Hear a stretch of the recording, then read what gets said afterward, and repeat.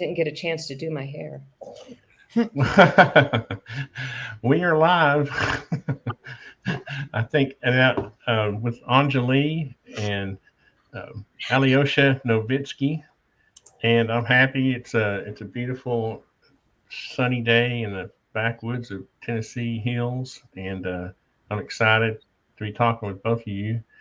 And I did want to just mention to the audience right quick, if there's a lot of buffering, this video will be uploaded after the live version. If for some reason, and please bear with us while I work through my internet issues. So anyway, I just wanted to say that right quick. Sorry, as a programming note. So I didn't want people to get too frustrated.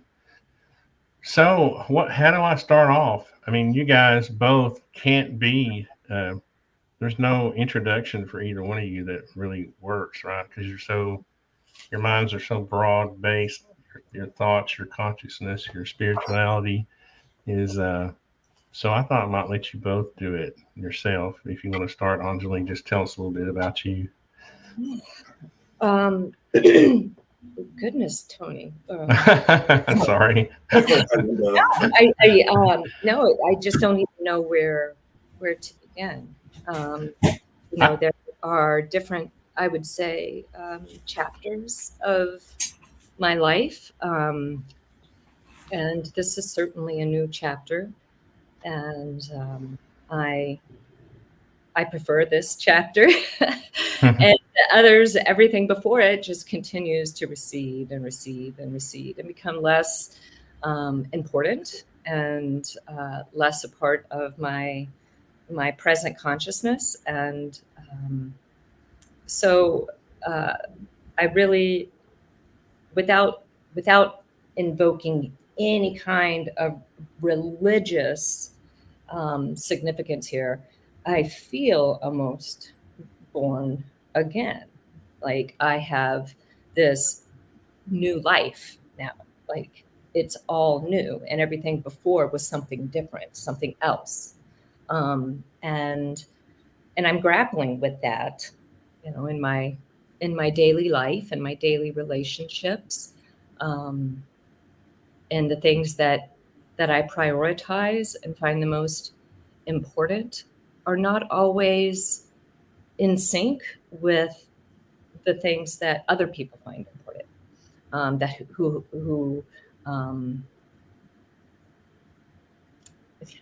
I really don't know exactly where to go. I'm walking a different path today. That's awesome, actually. What about you, Alyosha? I started to say Alexei. We're trying to call Alexei by his real name, Alyosha. Let's comment on that to begin with then. So I've been going by Alexei Novitzky. That's like my name that's on paper, but my name that I've gone by my entire life by my family and friends is Alyosha or Lucius. So I figured we might as well transfer over to that at this point, right? I don't need to be so formal. My book's out there. People know what's happening. So I can relax a little bit with like the whole, you could say ego, right? Because at first you need to fulfill certain delusions in order to walk in certain mindsets, you could say. Like if someone's walking around with a very university type of mind, you need to speak to them in a university language, right? So, but once you have their attention, you can shift over and use your more relaxed formal name. So that's what I'm doing now. I think it's awesome. I like Alyosha. That's appropriate. Yeah. So what do you think, just starting off, Anjali, what do you think of the whole current atmosphere of what's going on, with the UAP thing, the whole congressional hearings, all of the, you know what I mean? Is there do you get kind of a sense of it's real or not real, as far, I'm talking not your scenario, all the other stuff out there. Okay. Well, I think that mostly the congressional hearings are without having seen a single minute of them, I would suspect that they're good theater. The decision has probably already been made on the outcome. And this is just a process of getting the hearts and minds of the American people more in line with where U.S. interests broadly lie. Does that make sense? Mm-hmm. That makes I think perfect so. sense. Yeah, I mean, the main thing that I saw that happened, I mean, they really didn't say anything important, but what they did was an act of showing the world that it's a topic to be discussed, right? And so it removes the stigma, and so it moves the conversation forward in a much grander way than people realize, even though there was no real conversation. Right. Yeah, the acknowledgement at all, having the conversation is an important move without ridiculing those who are trying to have it. And so, yes, I think it gives legitimacy to a lot of experiencers who have seen craft, who claim to have been inside them, claim to have seen beings. There are a lot of claims that are hidden under the broad umbrella of UAP, and I think that we need to recognize that it's an umbrella of discussion. It's not the end goal. What do you think of the videos released? The Navy pilot videos. I guess those were released in 2017. Do you think they're? What do you think they are? What do you think? Oh, I have no idea. I wasn't there, but the reactions of the pilots seem very legitimate. If they were a part of any kind of conspiracy to lead the public in any specific way, they're the best actors I've ever seen, and they deserve an Oscar. I mean, it seemed like they were having a really legitimate experience, and I think that they were encountering something that they were unfamiliar with in the skies, and that should give us all pause to say that these people are experts on what they may encounter in the sky. And when they see something that blows their minds, it should be blowing everyone's. That's how I feel about that. Yeah, one of the reasons I requested to interview Chris Lato was because he's a retired fighter pilot, and I thought he could shed some light. I'm actually kind of excited the direction that he's taken on investigating the whole issue. Yes, oh, I'm so sorry. Go ahead. No, I was just going to say I think he's going to do a good job of helping to break down that stigma for other pilots, that may not have come forward. What do you think? I don't think I've ever asked you, Alyosha, about what you think. We've had electrogravitic aircraft since the 60s. That's what I think. John Searle made them in the 60s and 70s. And T. Townsend Brown invented electrogravitics in 1910. So I think that we have a lot of projects that are not released, are not public. And the best way to test them out and to see their capabilities is to fly by your best publicly released infrastructures and see how they react. But I don't know if that's what happened. Obviously, they could very well be like unknown origin and whatnot. But from what I've seen, there's different aspects to the UAP phenomenon. There's nuts and bolts, right. And there's also a consciousness aspect. And I'm not saying that we don't have consciousness technologies, but I'm saying that most of the consciousness aspects are probably coming from the different dimensions of experience, whereas the nuts and bolts are most likely man-made. That's funny. All this time I've known you, I've never actually asked you that question. I don't think. Yeah, there's a lot more to the only thing I would just vaguely understand a term. I vaguely understand electrogravitics, but it seems like to me that you could defeat gravity in one way with electrogravitics, but not necessarily move. You would almost have to sort of warp space-time to move the way some of these objects are. So that's kind of a different. What is space and what is time and like what is voltage and like when you condense, when you have electrogravitics, basically you have two capacitors. You have one that's like a bigger surface area and one that's a small surface area, and so there's a difference in voltage within that space, right? And so that does create a warping of space-time. Once you get to like 1,000,000 volts and whatnot. I mean, I've never done it, but you can get little lifters made of like tin foil and wire to lift with just maybe 50,000 volts, pretty easy. But when you get to like 1,000,000 volts, you really get bigger effects happening. That's from my understanding. Well, I was going to ask Anjali also. I mean, with your experience in the intelligence field, did you ever come across anything? I know you can't speak of classified projects, but is there anything any breadcrumbs you can drop, or anything to shed light on that, as far as them maybe being our own technology? No, there's nothing that I can say about that. Intelligence is highly compartmentalized. And when you get onto your JWICs, you only have access to what could be relevant to your areas of responsibility. And that's it. You literally can't even get to anything else. All right. So it's a need to know basis. And I wasn't working things that I needed to know. Even at the Pentagon, supporting the Assistant Secretary of Defense and the Office of the Secretary of Defense, I didn't need to know anything about UAPs or UFOs.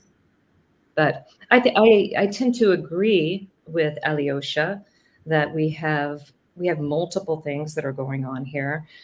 We don't just have one phenomena or craft of unknown origin. We definitely have been playing with technology since the first time that we found it, and of course we would.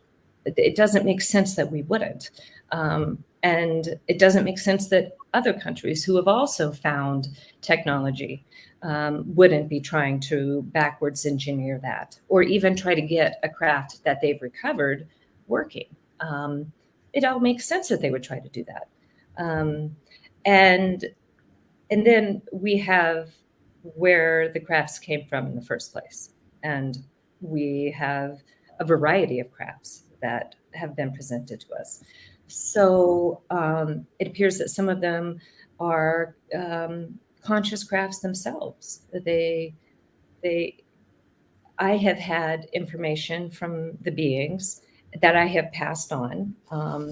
And so you may have already heard it, that in order to make the crafts work that we have recovered, we have to have a type of biotechnology that can hold a consciousness.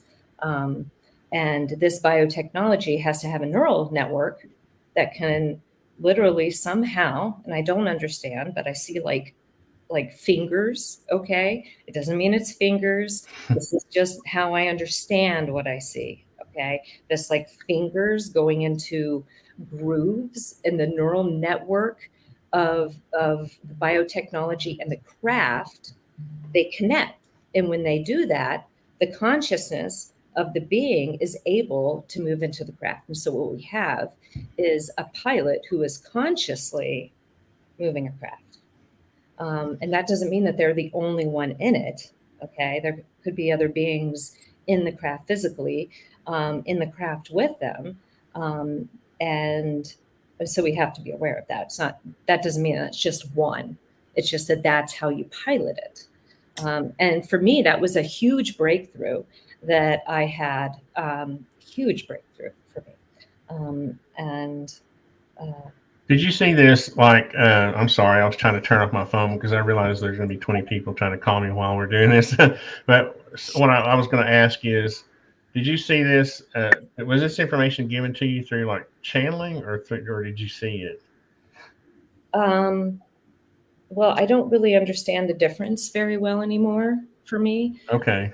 Other than I would say that that because it's just becoming easier and easier, the line, and that doesn't mean like the line between me and them is blurring. It's just the method of communication is blurring. Okay. So it's becoming more fluid. And so I haven't done a full channel in which another being comes into my body and speaks through me, and I'm like, reseated somewhere. I've never had an experience like that. And for me, I've always thought that that's what channeling was. And so that's why when people say, do you channel? I say, oh, no, I don't channel. But maybe there's maybe the line isn't so clear all the time. Do you mean more like down? I guess I've never even properly heard the term of channeling. So I'm really happy that you just like described channeling, right? I think a lot of people misunderstand that. Do you mean more of like a download experience, Artisan? That's how it began for me, was a strict download experience where I would see their face, or I would see them oriented in the room, and they would send me like an image, and upon me just observing it, having acknowledged that it's there, I receive all this kind of information, and that I have to kind of decode the information, because it's not like I'm reading, an English text. It's so difficult to explain. I don't even know how to do it. But download is definitely what I have always said. Now it's not that it's not the same, but it's like a deeper thing now, where I don't always recognize that I've had a download. And that's why I'm saying the line is a little blurrier today, with more constant communication and kind of nurturing those relationships, and that that perspective. I think it has just it's made things a little bit blurry. Yeah, no, for sure. I think for people that are wondering about like the physics of what's going on behind it, like Yes, it has to do with like what is consciousness to begin with, right? Is it something that is unique to our bodies solely, or is consciousness within the field of energy and we're more of antenna, right? And I feel like that question, once it's properly answered, will help explain a lot of these processes. Just kind of throwing that out there. Sometimes I feel like I'm in sort of an evolution of awareness, like all of the interviews that I've done with Lou Elizondo, Chris Lato, Alyosha, and now you. It was always in a period when I was in a creative mode. I was doing my drawing work, and the thought comes to me, contact Lou Elizondo. Okay, so I go to my email. How can I get in? The same thing has happened with you, and I don't know why. So sometimes I think that the more we take our blinders off, the more we become aware, and then maybe the more we're able to accept, not messages, but you know what I mean. You're able to absorb more awareness of other people or conscious thoughts. I see it as like a relaxing of the ego. And almost the easiest way to describe it in a physics way again would be like to say every single person's a guitar. And when you're thinking, right, you're basically playing your guitar. But if you're not thinking, you're in a state of like quiet-minded. You're a guitar that's sitting quietly in the corner kind of thing. And so when someone plays a guitar, those guitars vibrate. The strings of the guitar that's not playing will vibrate just based off of acoustic like resonance. So it has to do with like harmonic resonance. So if you're sitting quiet, your brain's quiet, everything's quiet. Person next to you has a powerful thought. Well, it'll ring through your conscious field, basically, is what I'm getting at. And and it's like a muscle also, that the more that you exercise it, the more that you work it, you get that muscle memory, and it just becomes a second nature. And so you can even practice picking up on the harmonic resonance of other people. You can practice that, and then you'll start receiving things. And you just have to be aware that you're receiving things. And see, that's the most difficult part for people. It isn't the receiving, it's the awareness of receiving. We tend to, when we initially begin receiving conscious communication, we tend to attribute the origin of the information as ourselves. And it's a mistake, because it isn't. It's an external we're receiving external information. And part of conscious awareness is understanding the difference between where the boundary of your biotechnology having an individual experience begins and ends and merges and can communicate with others. And so really it's like an awareness of self as an individual experience and a connection to all energy, where there is no difference between artisan and Alyosha and Anjali, that we truly have this one energy that's flowing through us. And the more aware we are of that, the more that energy begins to coalesce and the consciousness begins to coalesce, and we begin communicating with one another in a really fluid way. It can happen. That's why you just got me thinking about the scales of organisms, right? And so that's kind of like one thing people like to say is like, we're kind of like, this is what I literally write, is that we're the white blood cells of the earth in a way, right? And so when you think about like the human body, it has ways for your cells to communicate. If the individual cells were just thinking, I am a cell and I just do my own thing and not going to work with other cells, you know.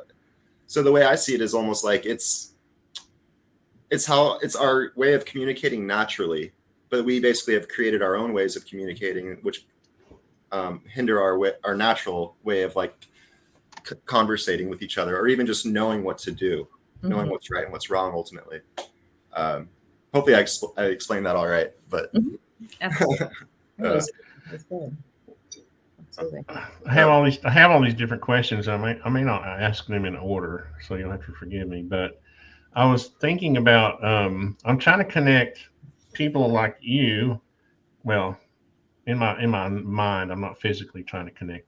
I'm trying to connect people who seem to be more in touch on a consciousness level, or on a spiritual level, or whatever, and then those who are out in the science field, like Avi Loeb, and his theory about Oumuamua.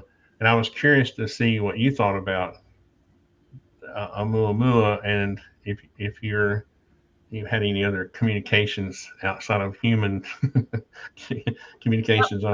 Not regarding that. Okay. No. I think that I left that conversation to Avi to have with other experts. And so I haven't really put any thought into that or asked the beings to communicate anything to me or anything. So no, I trust that that he has, some data that I probably wouldn't understand if I heard it to support his conclusions. And I think that all great first steps that we take in science begin with someone going out on a limb and saying something that sounds absolutely wild to everyone else in the field, and they're ostracized and pushed aside. And, we've seen it time and again. So I tend to listen to what's being said on the fringe, as long as you're not too out of bounds. I want to listen to hear what the fringe is saying. And if there's any evidence anywhere else, being echoed in small ways, that's just not being threaded back to that. And I think sometimes we have that data and sometimes we don't. And then, it just becomes a kooky idea. And so I just leave it to Avi and his peers to go through that data. What do you think about that, Alyosha? Because to me, it seems like he has enough data to at least question, right? To at least study. Well, yeah, typically things don't speed up when they leave an orbit, right? Like, right. That's the main question. Other than you could say outgassing from ice and whatnot, but there wasn't enough outgassing to create the accelerations that it went through. The trajectory changed too. The trajectory changed after it left the solar system. Yeah, but that could also just happen. Like, say the side of the comet gets hot, and all of a sudden it starts outgassing over there just because of the crack. It could want to turn. So, I mean, I'm not saying that's anything amazing. What's more amazing is, I guess, the rate of acceleration away from our literal galaxy. I guess this came from another galaxy. Is that what they're saying? Some interstellar space. Yeah, I mean, that means another galaxy, not another star. Yeah. Right? another same galaxy. another solar system. Yeah. Yeah, within our Yeah. galaxy. But Yeah. I mean, that's when we really need to start looking at other galaxies. But we're not. I don't know if we're quite there yet. We'll see. No, I just thought it was interesting because it seemed to be I don't know, not a trip line, but it was a point in history where a scientist like, Avi Loeb has some, some clout, right? Isn't he the first scientist to be brave enough to at least say he's going to study that? There was the Condor Report, I believe, that was hosted by the University of Colorado, and that was in like 1980 or so. And the professor of astronomy was in charge of that whole project. Yeah. So I mean, it's not the first time a university has taken up a UFO project. But nothing really came from the Condor Report. They said there was nothing to worry about. Everything's good. That was what came out of it. So I mean, hopefully the Galileo project doesn't have that same conclusion. I'm not going to say that they are going to have it, but that's what the University of Colorado said. That's funny. Do you have any questions for Anjali? Not really. I just like I have mine are kind of scattered. Like I was going to ask you, did you have any? And Anjali, did you have any? Did you know Lou Elizondo before like 2014 or 15? No. In fact, didn't he come out in 17? Wasn't that the big? Yeah, I think publicly, right? Yeah. Right. Yeah. Yeah. Yeah. So no, I didn't. I in 2017 was it was a big blur for me. It was a tough year, and I spent I think 2/3 of the year in the hospital. It was a very, very tough year. So didn't do a lot of TV watching that year. Was that the first year you had contact with the? It was in the well, it wasn't actually the first year that I had contact, but in this new phase, I would say. Right, that's what I meant. Yeah, yeah. Yes, it did. It began at the end of that year. Yes, end of 2017. So I didn't really know about Lou until a couple of years in because I just wasn't paying attention to the news anymore. They told me to put away human affairs and to meditate and to grow my consciousness. So that's what I focused on doing. So, what do you say to these people? That's interesting timing. We were talking about right before you came on that because Artisan just moved out to the woods, right? And I was letting him know that I had just come back from the woods when the COVID outbreak started. Like literally the day I came back from the woods, it was shut down. Everything, man, has like ruined the planet. Basically, I'm just kidding, but like, no. So it was like, so I went from like very peaceful, relaxing, like just hanging out with nature to the media, just telling people all kinds of stuff. Everyone kind of panicky. So very like different flows of space, you could say. Yeah. But the timing there was the end of 2018, I think, was when I came back from the camper, which I was there for 9 months or so. Okay. So and 2018. That's funny because in 2018 was, of course, my big experience in the Mojave Mountain Tunnel. And then in 2019 was when we made the decision to move into an RV and go out into the California wilderness and have a new experience. And it was the best decision I had ever made in my life. It really is. It really is. I couldn't have made a better decision for myself. And I knew it because every other option and decision that we could have made, because we were kind of at an intersection where we could have really done anything, and that was what we decided to do, was to unplug. Yeah, no, I think that can be one of the healthiest things too. And I write that in one of my books. Basically, is like returning to zero is what I call it. I mean, like the healthiest thing anyone can do, and that's like the removal of all delusion almost. And then from there, you have a perfect starting point, a growing point that'll last with you for the rest of your life. It was wonderful for me, and I agree with you. There are a lot of times when when I'm having, dealing with things that probably don't even matter. But at the moment, I'm caught up in them. Yep.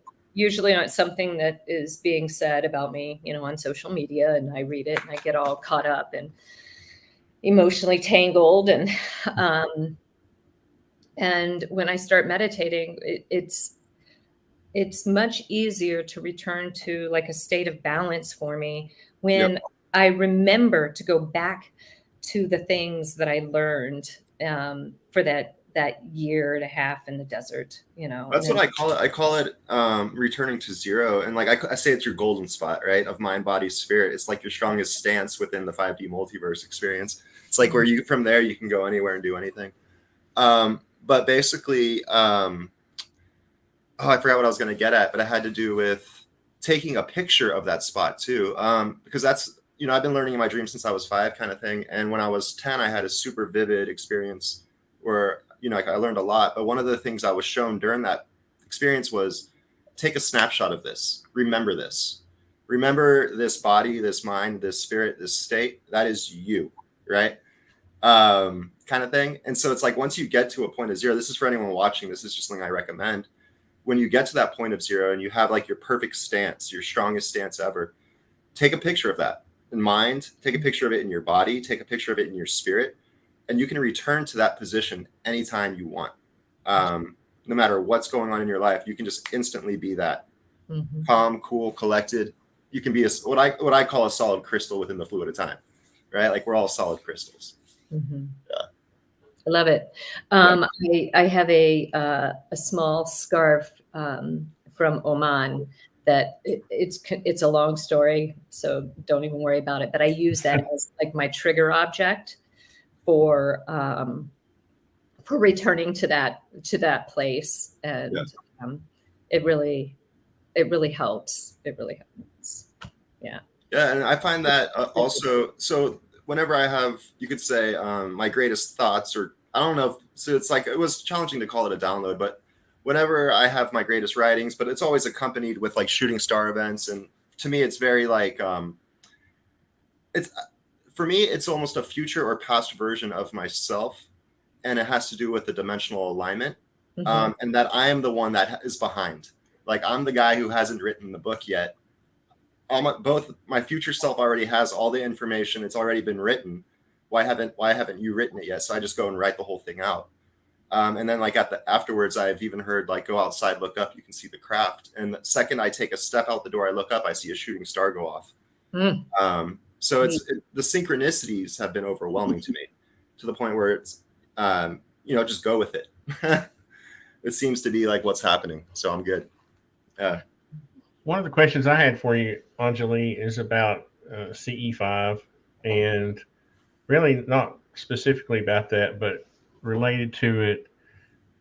I mean, can people actually do what they are doing during those sort of exercises where they're summoning, beings and craft and that kind of thing? What do you think about that whole thing? Well, I think that first, the word summoning is a problem for me, because and maybe this is my preconceived notion here, but it feels like a position of authority over a position like master servant, and you summon something that serves you, and so I have a problem with that word. I think that what happens there is that people who have been priming their consciousness by repeatedly going through these exercises can get to a place where they can communicate with beings who are also looking to communicate with humans here on Earth. So yes, I believe that can happen. I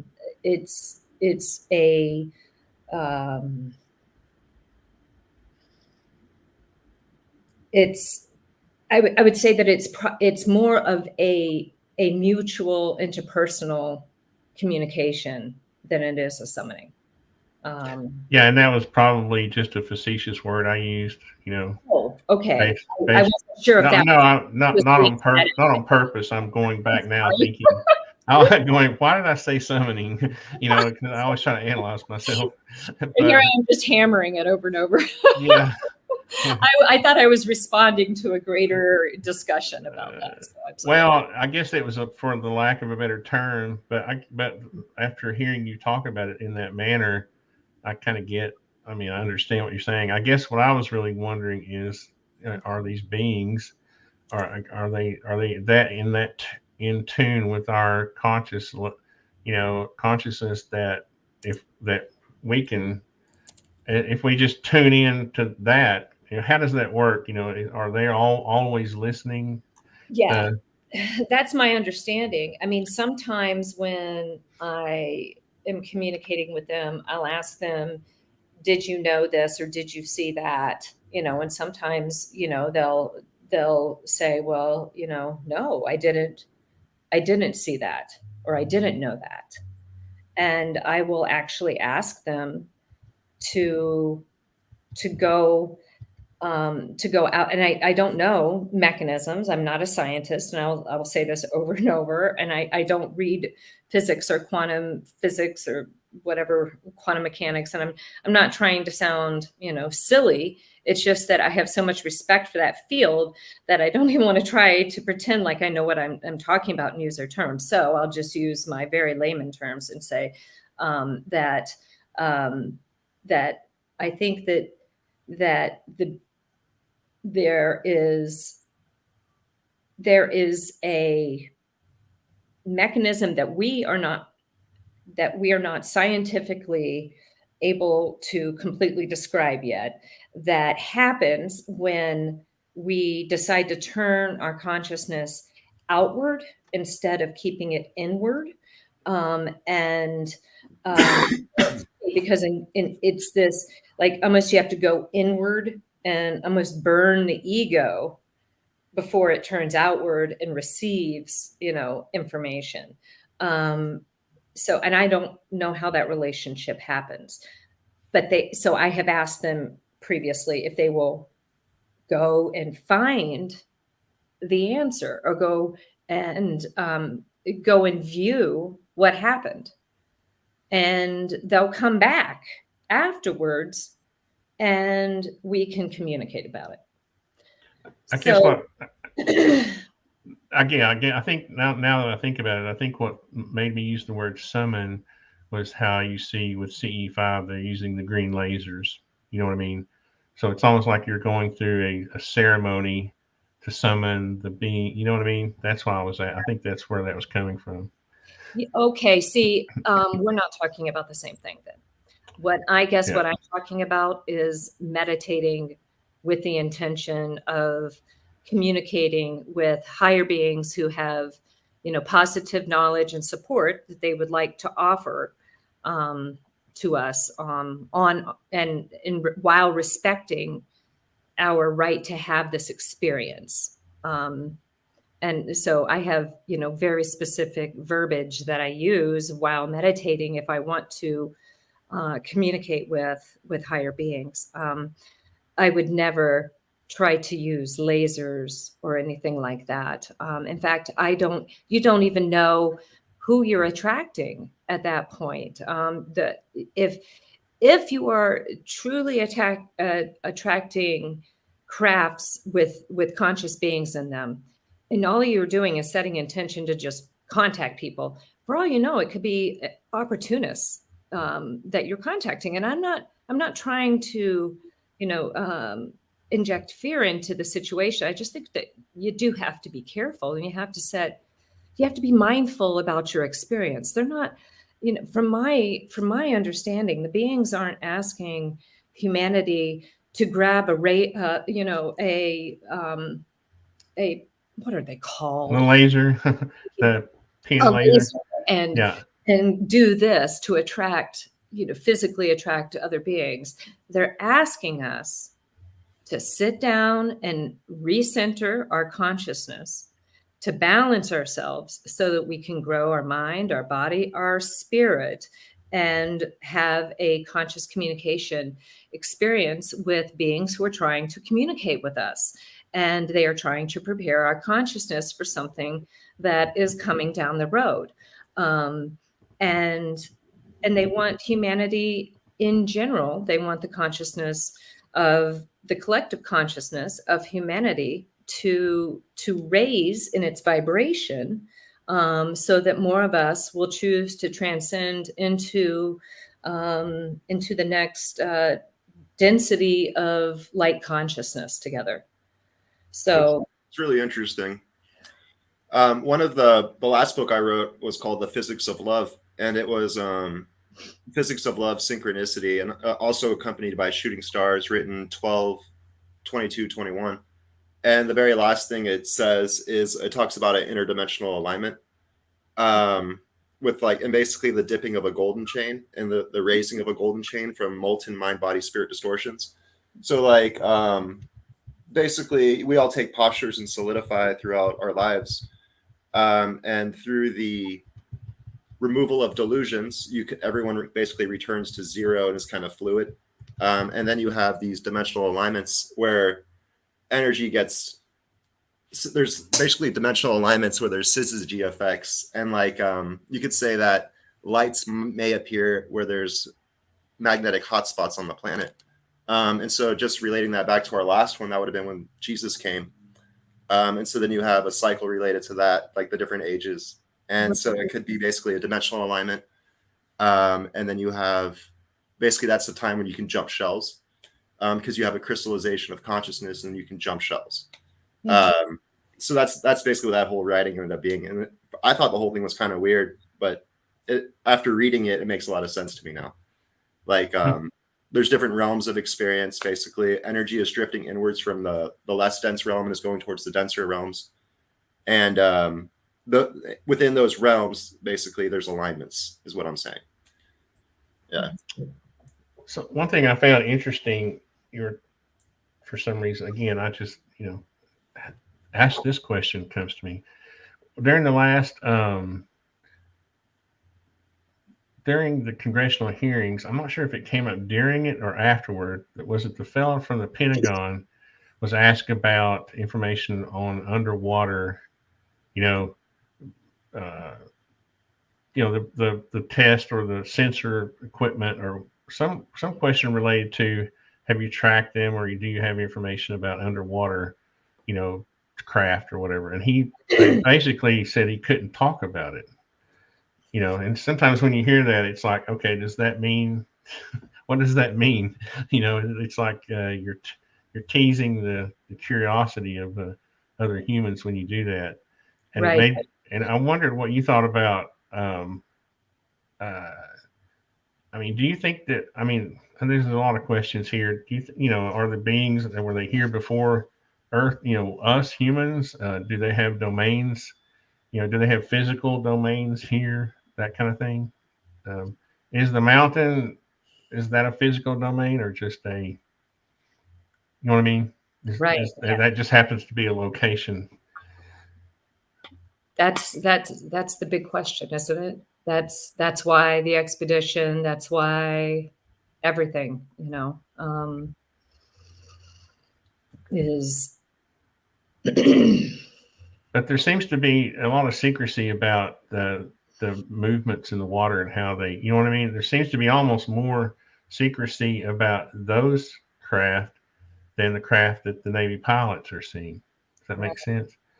Absolutely. I would say that just, my inkling would be, that's a professional term. Just kidding. My inkling is that perhaps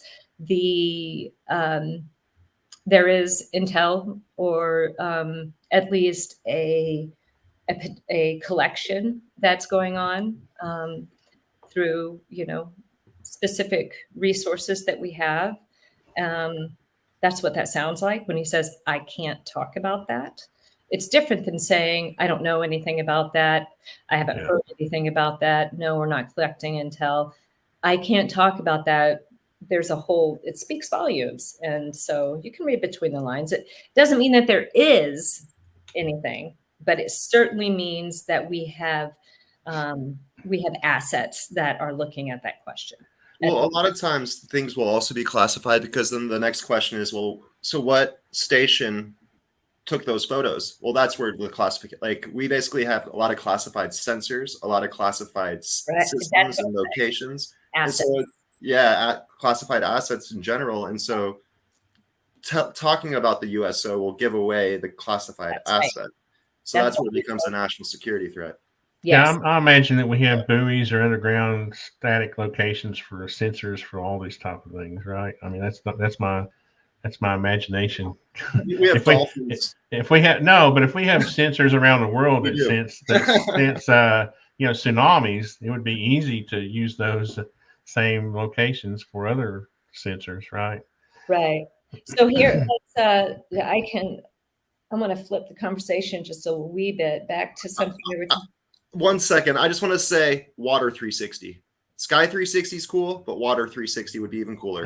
All right, so let's just move forward. I think, well, the only reason, let me ask you one more question, Anjali, about that. It was related to physical domain. Like, so the beings don't give any kind of hints or talk about other beings that may be on Earth and where they hang out, or what kind of, you know what I mean? They don't do that. I didn't say that. Oh, okay. No, that was a question. I'm sorry. Yeah. Yeah, no, I didn't say they don't say that. They've explained a lot of things that, are rather interesting, but the council that has explained that it is basically a team whose numbers seem to fluctuate based on what point our cycle is in, not only one specific segment of the cycle of birth and rebirth, but from the beginning to the end of a cycle of birth and rebirth. There are specific points that the council has, the members of the council have different roles that they play. And I will say that at the beginning, I wasn't understanding some of the information in my downloads. Okay. And I tried to make it clear to everyone that, hey, if there's anything here later that I have to come back and correct, it's not the fault of the beings. It's this meat brain that everything has to filter through. That, I have an entire lifetime of experiences that have tainted this brain. And then there's all these biochemicals in there. And I have to then try to take the information that I've received and filter it through that so that I can put it into words and communicate it. And I misunderstood that, that there were 4 who were returning from the council, who basically were sick of the experiment. What it seems to be is that they're very disappointed. They're very disappointed with the outcome of this particular cycle. There's nothing about them that's coming to undo humanity. Not in the council. Okay, I don't know anything about other things. But so there are the 7 members who, I wouldn't say they claim domain, but they claim the right to guard this world and this creation, and everyone's right to have their experience, and to learn what they need to learn to grow their consciousness, and the freedom to make that choice, whether they want to remain in a sensory biotechnology to continue consciousness growth, or if they want to move on to the next density, which I'm not 100% clear about what that looks like. Okay. So I don't want to mislead anyone. I have ideas, but I can't speak with a lot of confidence on it. But they say that the floor, their responsibility is the end of the cycle. They come back at the end of the cycle. And what they do is, this is going to sound crazy, and I realize that, but what they're saying, look, Oh, it's good to put the disclaimer. I say that too sometimes before I say, it's like, all right, now this, I don't even know if I believe it quite 100%. right, So, like, I know, like, everybody says, oh my God, you're crazy. I'm like, hey, look, I'm just I trying mean, to it's figure out. it's the nature of the beast, where Yeah, I'm Yeah. just going to tell you what they're saying, and I'm going to do my best to try to understand it myself and to use what I can to grow, and to let the rest of it go. To be honest with you, if it's not useful to me personally, I let it go. And that's, I guess, that out of anything that I ever say that's from me, or that I'm saying is from the beings, okay, that I'm repeating from them, my only suggestion to you is take what you like and leave the rest. That's it. It's totally up to you. You don't even have to hear it if you don't want to. It's all up to you. It's your choice. And that's truly how I feel. I have, sometimes I have, this desire for more to. There are some members of the council who have almost this anxiety. Okay. They're positively oriented beings, and they have almost this anxiety about the state of, how many in this cycle are ready and willing to transcend, because it has something to do with the future of creating and coalescing of consciousness, and what kind of knowledge and wisdom they bring into it. And it takes thousands of years for this cycle. And they're saying that a lot are either choosing to remain, or just are not awake. And so we have such a low percentage. I want to quantify everything because I've got this meat brain on. And they're, just saying that there's just such a low percentage of humanity, of the consciousnesses in this biotechnology that are choosing to transcend. And so one of the reasons they're saying that that my consciousness came was to remind people that they have a choice, to remind people that they're sleeping and that they can choose to awaken. And part of the struggle is struggling to wake up. A lot of people want me to give them like a cookbook or standard operating procedures. What's your SOP for waking up? And I'm like, holy cow, are you kidding me? I had 50 years of struggle to get to the place where I was ready for the kind of contact that I had, and where they would, my consciousness was able to remember on a daily basis, what was happening in my life, regarding the phenomena, because it can be very overwhelming, and you can compartmentalize it in your brain, and every once in a while it'll peek out and you go, oh my God, and I found that I was telling my family over and over again about my experience, and because I would forget in between. And every time I was sitting them down and saying, like, okay, guys, I have something really serious to tell you. And I realize you're probably going to think I'm crazy, but this is very important because I learned something, and I need you to hear this message. I need to tell you what happened, and then tell you what they told me. And they would let me go through it. And then they'd say, yeah, I know you've told us several times. And then I would remember for a while, and then I would forget. And so in 2020, I began saying on a daily, weekly, as often as I thought of it, I would just turn to my daughter and say, I went inside of a tunnel in a mountain, and I saw 5 beings who were standing there, beings from somewhere else. And I went with them and I saw an 8-foot being. That was the lavender being that came to us at our home. This is what happened. And she would say, yes, I know. And that's how I started remembering, because it was so overwhelming for my consciousness. And then I began meditating on it and got deeper and deeper into it.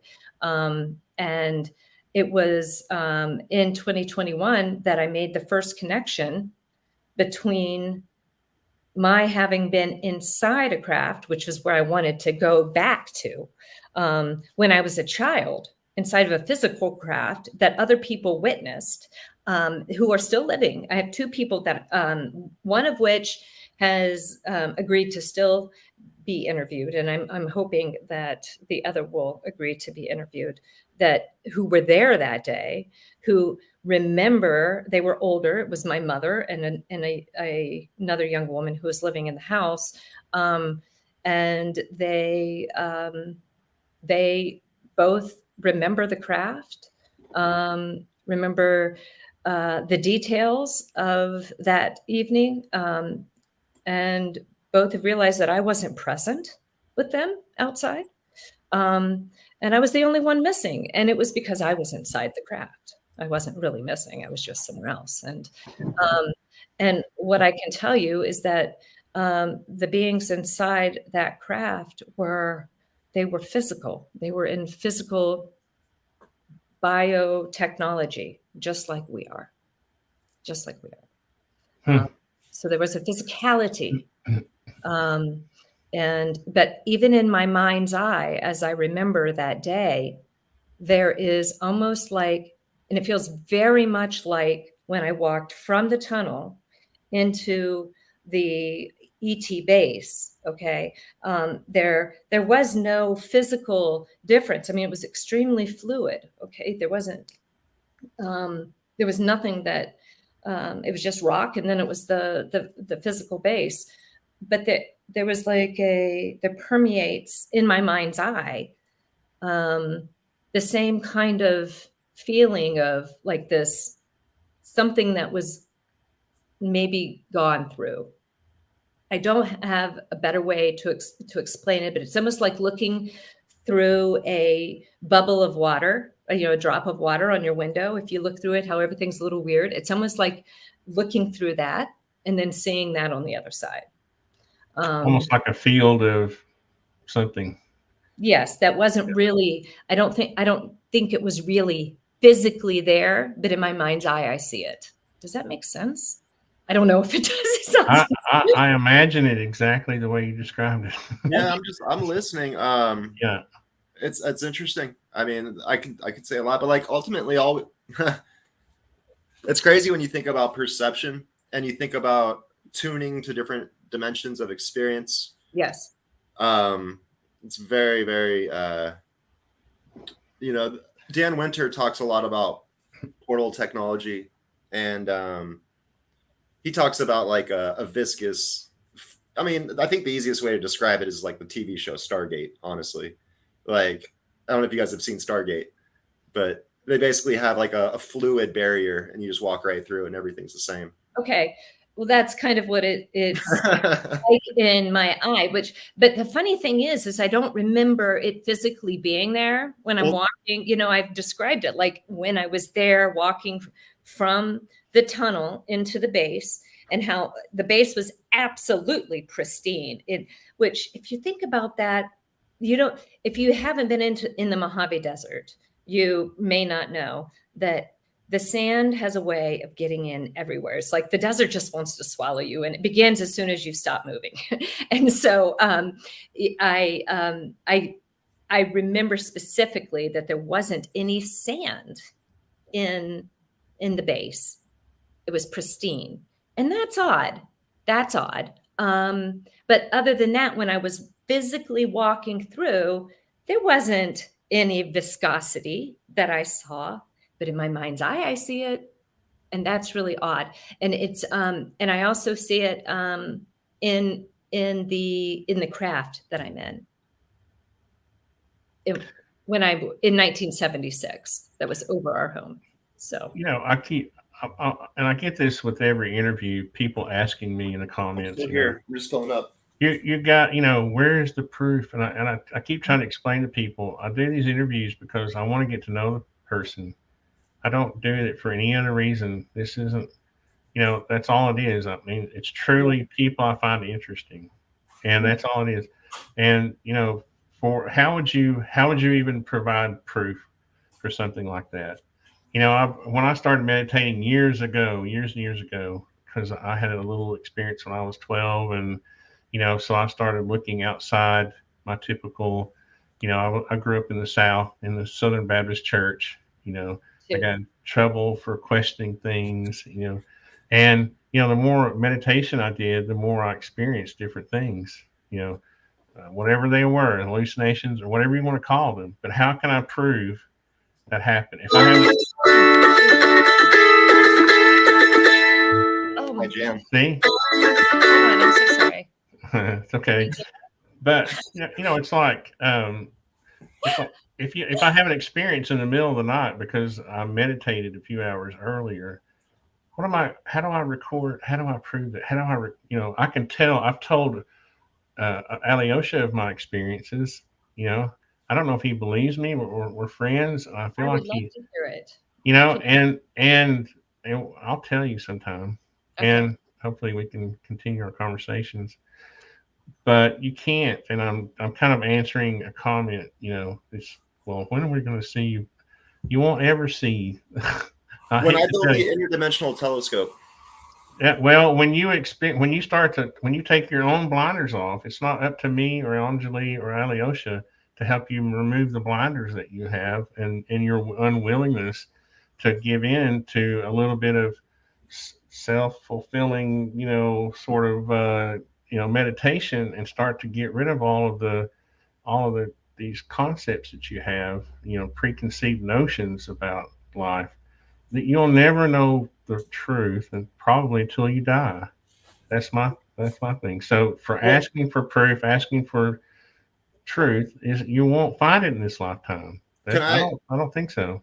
Jump in here? So Anjali was talking earlier about how basically you have an outwardness to your conscious experience, and then you kind of have an inwardness, and then in order to get answers, you kind of have to like come in, but there's like the degree of going out versus coming in. And so when you're at your golden spot, right, you're at zero, you're all the way inward.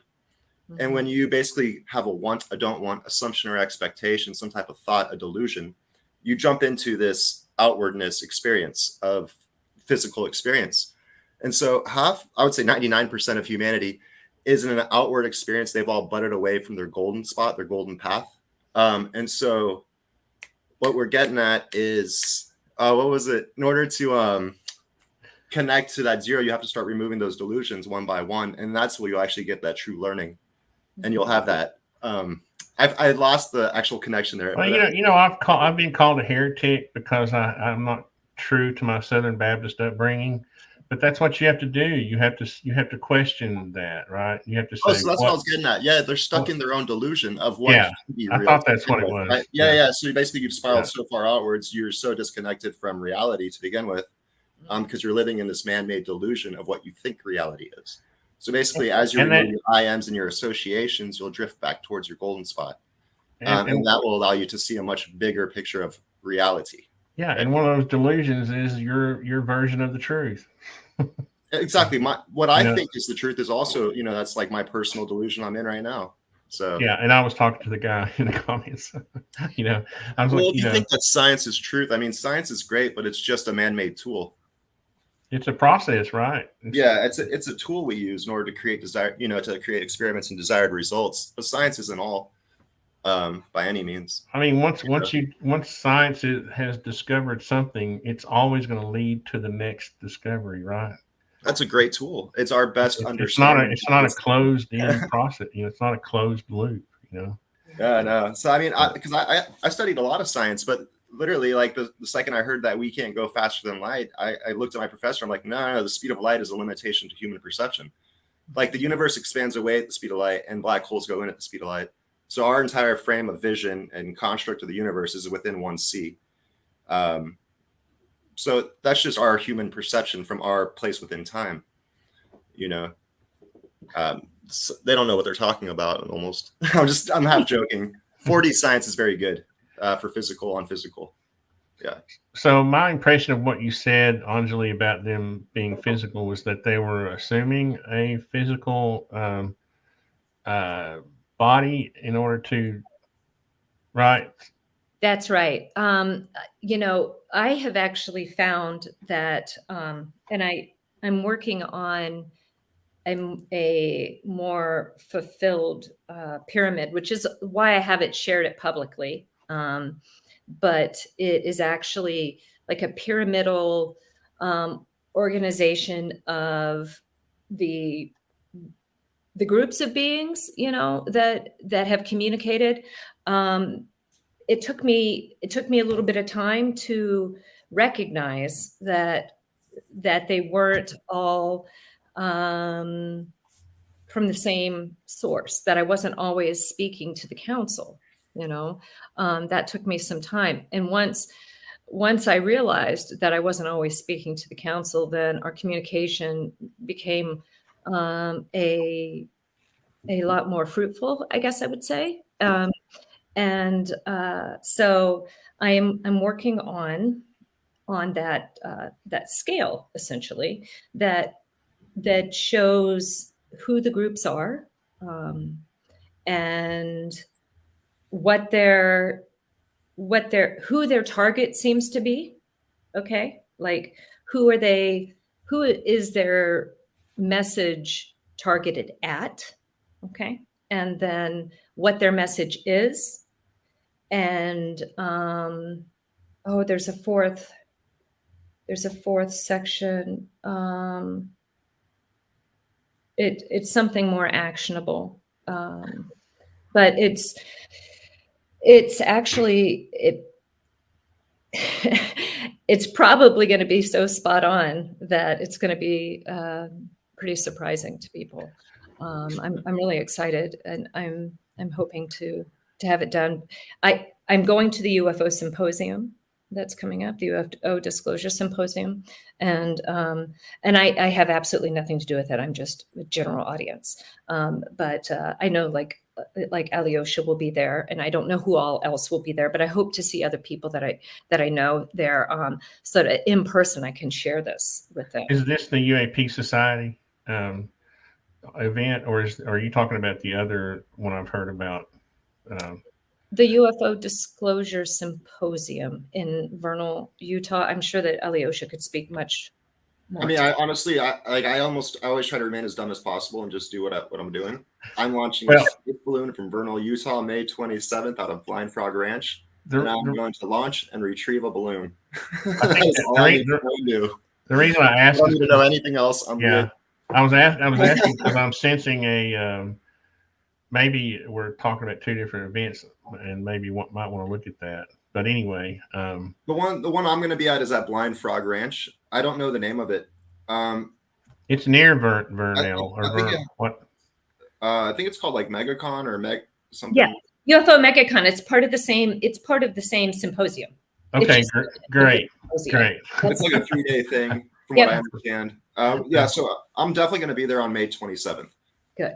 I'll probably end up staying the whole thing because I think we're going to launch on the 27th, and then we're going to reveal the footage on maybe the 29th or something like that. That's awesome. So I'll probably stay for at least the reveal, you know, after I retrieve the balloon from the middle of the mountains. Well, you don't want to miss the film either. I think that's Saturday evening. Right. Yeah. No, I heard they're going to be releasing new films, new footage and stuff. Yeah. I'm just glad you all are talking about the same thing, because I thought you weren't, and I thought you all would miss each other because you're at two different events. That'd be wild if they had two different ones in Utah at the same exact time out of the same place. Well, I think anyway, yeah, I've heard talk about different things. Anyway, I wanted to go back just really quick to something that kind of struck me really in my interviews with other people like Lou Elizondo and his somber breadcrumbs. And then I hear people talk about cycles, right? You talked about cycles earlier.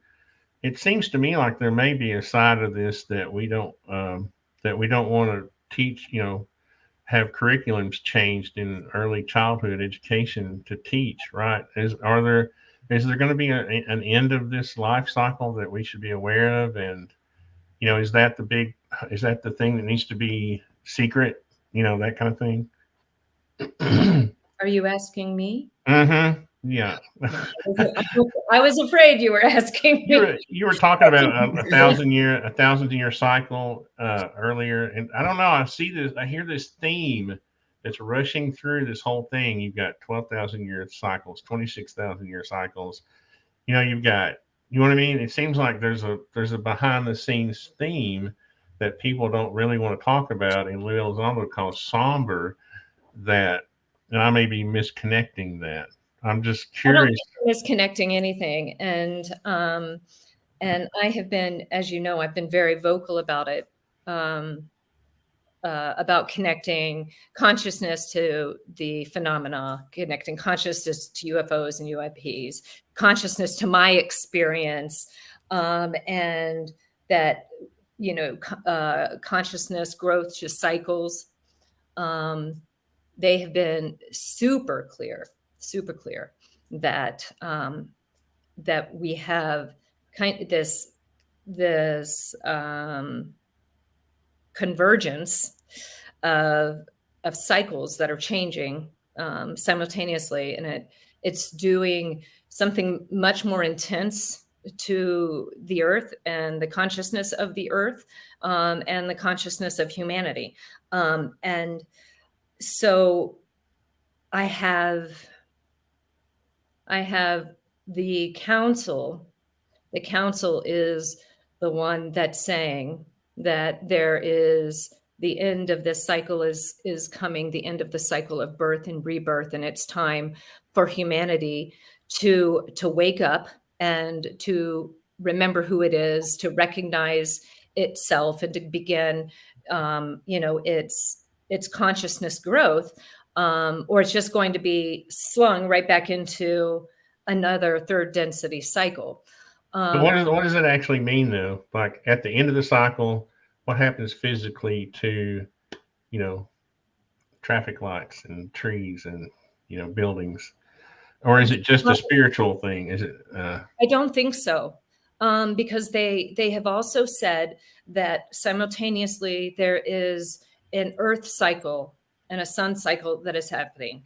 Well, they have called it an Earth cycle, but they've said that the Sun will cleanse the Earth for the beginning of a new cycle, it's going to grow its own density, its own consciousness, and it will no longer be compatible for third density experience in this biotechnology for some time. That the Earth is going to go through a change, that the surface of the planet is not going to be compatible for this biotechnology. And so if you want to stay in the third density cycle, I can't tell you the mechanism of how any of this works. Okay. I'm using the same, brain that you guys have here, the same kind of technology here. And,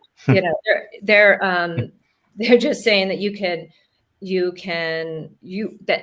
that they will, those who choose to either those who remain sleeping, or those who awaken and want to stay in the third density sensory learning experience, they will simply begin a life somewhere else, and they will have no memory of any of this. Just be gone. So we may have some sort of extinction level event from the sun through solar flares or something like that. My understanding of what I see. They show me different things. One of the things they show me is I see very high mountains, and I see water, like oceans just rushing up and then coming in between them and like freezing. Okay, they like freeze in position, and then there's other water that comes in and will turn, like the Black Hills where I'm at right now. They'll just wash it all out, and it'll look like it'll just be sand and rock. Hmm. That kind of thing is what I'm seeing. I'm just seeing like tumultuous earth. They're showing like tumultuous, the surface of the planet will get tumultuous. And obviously somewhere it's going to get very cold because they're showing that freezing. Yeah.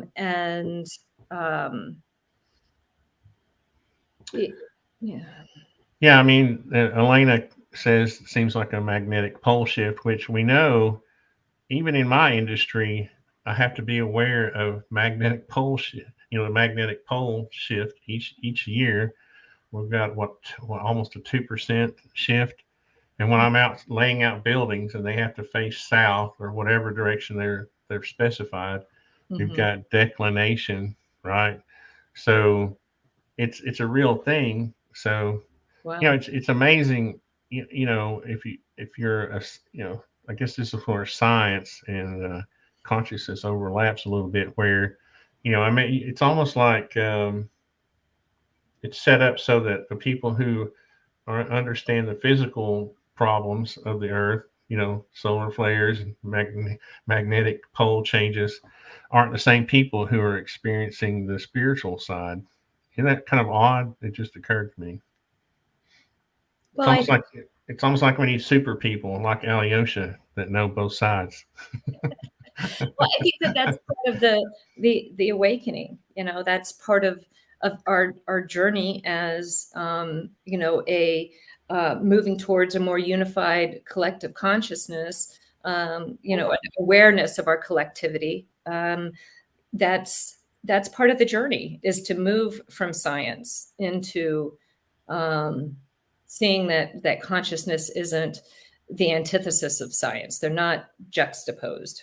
They actually, we just don't have the language and the knowledge yet to see that what we are experiencing can be explained. We just don't know how to do it. It's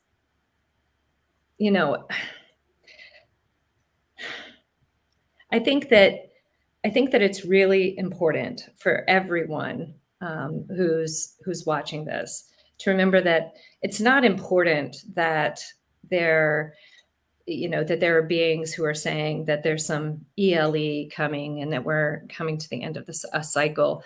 I think that the most important thing that any of the beings are saying is that we are that we all come from the same source of consciousness, and that what we're doing right now is having a growth experience that we can't understand the mechanisms behind. They are constantly reminding me of something they said in the base that day, which is, what you think is going on isn't what's really going on. I've asked them, is this a simulation?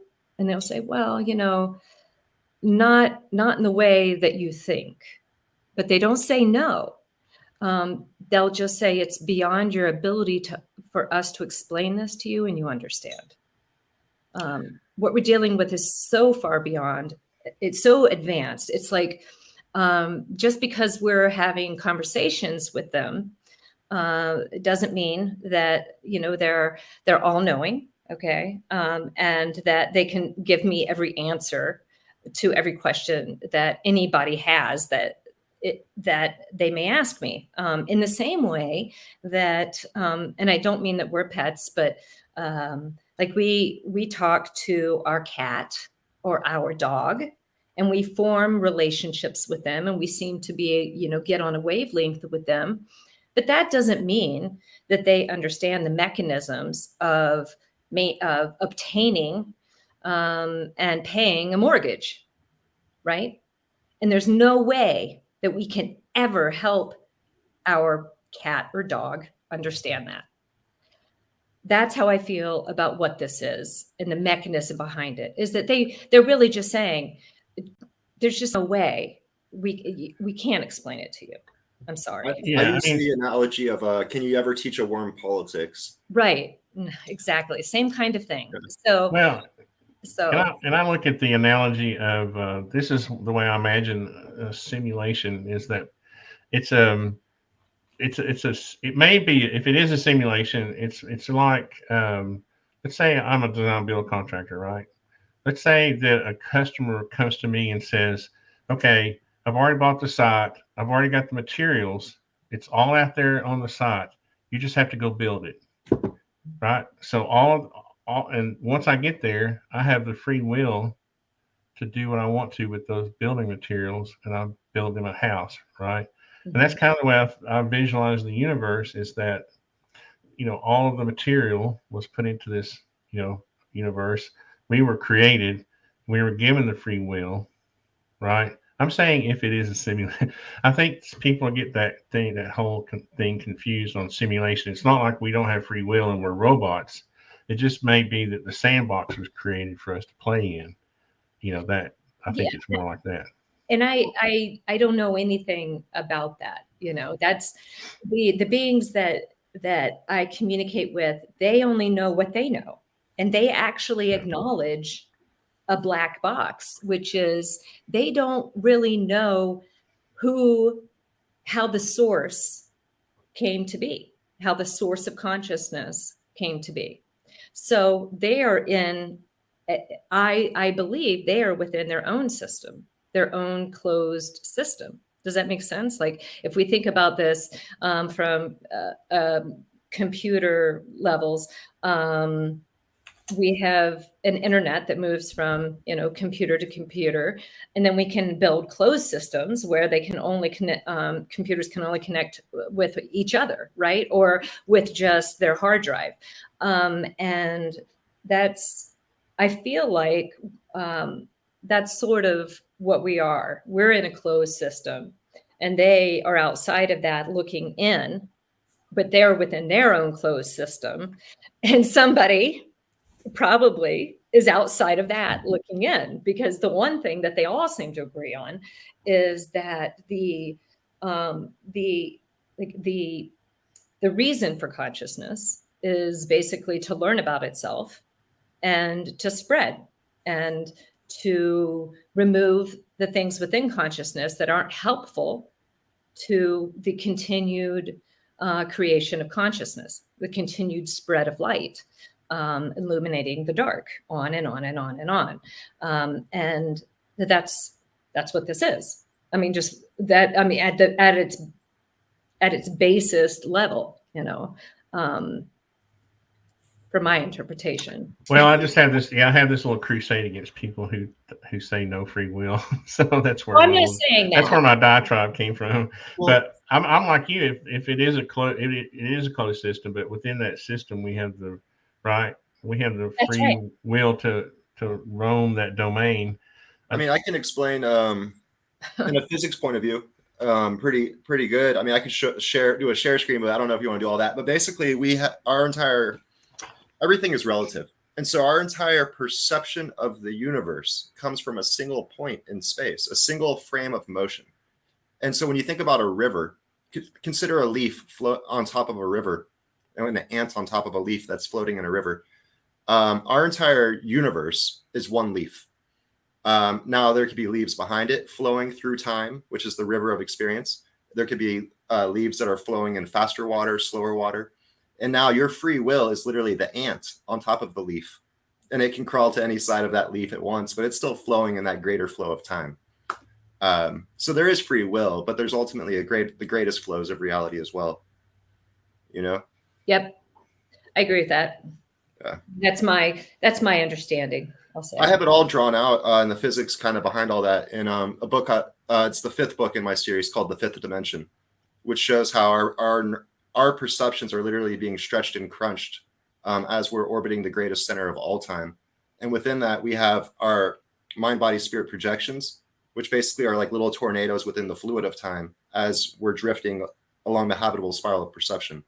So as our entire experience of the universe is drifting towards the center of a giant black hole, it makes the universe look like it's expanding more. Matter becomes more dense, but also there is certain distances that you get from the center of time where you actually increase a new harmonic resonance. Basically, harmonic resonances get denser and denser and denser as you drift towards the center of time. And when our experience of the universe hits a specific spot, a new resonance is created.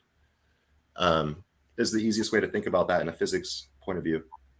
which helps to explain the being's use of density as Exactly. Yeah. both light and frequency. Yeah, I mean, I talk about conscious density, and the easiest way to think about that is through a fifth dimensional vortex. And each one of your brain waves is tuned to a certain frequency.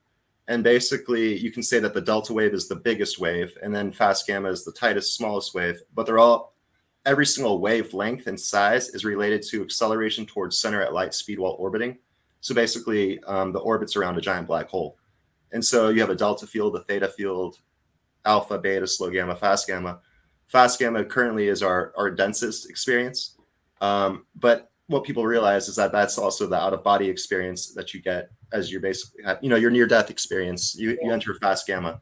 So basically, it's kind of like hinting towards the afterlife direction as well. Yeah. So it ties in afterlife kind of stuff, future life, UAP, densities of creation, and the physics of how to actually move through the densities of creation. Mm-hmm. Yeah. The highest density, I guess I would say, beings that I've spoken to are they're purely light, and talk about viscosity. Now that's where the viscosity is present during the experience. It's like their physical form is like, it's like light retained within a viscous layer. Yeah, I mean, I describe it as the concept called the magic square, which basically shows how within every single point in space and time, there are different fields of energy that can exist, but our human consciousness is literally only tuned to a certain flow around the center of time. But that doesn't mean that as you fractal inward, there's different orbits that exist within time, basically. And so through the use of magic squares, you can create vortices that go from smaller to bigger or bigger to smaller. And if you're going from bigger to smaller, you're peering into the lower verse direction, which is what I call it, which is beings of the past or of a more pure nature. And when you have a point getting bigger, you're peering into the future, which is beings that are smaller getting bigger, but they're less pure nature. They're essentially creations of human stillness. Because as energy drifts towards the center of a black hole, it goes from the lower verse towards the center. And so beings that exist within those denser realms are literally creations of human stillness. That's how I've seen it. Yeah. No, this might seem like a really, really silly question, but Alyosha, what do you think happens if consciousness travels through what we call a black hole? What's on the other side for consciousness? Another experience, right? And it might even be similar to the one that you're already existing within, because it would be a fractal All right. of the now. And so I call that almost jumping shells, because I think that we all move forward through time. And this is maybe a more philosophical way to think about it, but you could live in a spiral of doubt, which means you really don't achieve your true greatest self, or you could be kind of just going with the flow, or you could be the most faithful self where you're connecting to the bigger flows. And so those are almost like rings of experience that people can undergo. For example, if I want, I can just doubt my experience and just stay in my room and not ever do anything. But if I want to actually start trusting people and connect to the other flows, I'll have a bigger understanding of space and time. So as you start to, I call it jumping shells in a sense. They all exist within our physical plane, but you'll notice that consciously you'll be connecting to different people and different types of beings as you connect to the greater flows of reality. So I call that jumping shells in a way, because I think if you were to zoom in and be a Planck-sized consciousness, matter would still look like matter and light would still look like light, because it's all relative to your current position and your size. So I think it's a single fluid that gets crunched and stretched, and you can exist within different realms of that fluid. That's interesting, because again, I know how crazy this is about to sound, but one of the theories that I've been tossing around regarding my experience in the Mojave Mountain, like, how can two things be true at once? Okay. Like, how can I be telling you honestly that this is what happened to me in this mountain?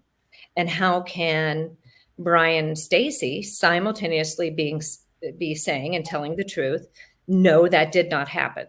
This is what happened. And the only thing I can think of is the the idea of decoherence, that you can have an experience one place in one timeline and then suddenly find yourself in a very similar timeline, but not quite the same, where things are different than they were before. Like maybe here I went to Brian and Stacy's house.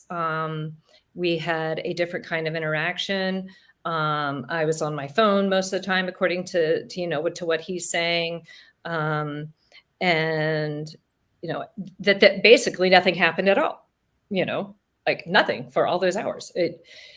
And so if that's true, then how did I have a very physical experience where I was up and walking and doing these things and having this experience with all of these beings?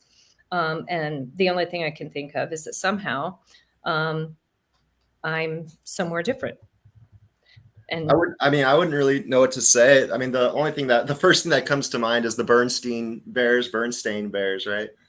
Yeah. You know what I'm talking about there, right?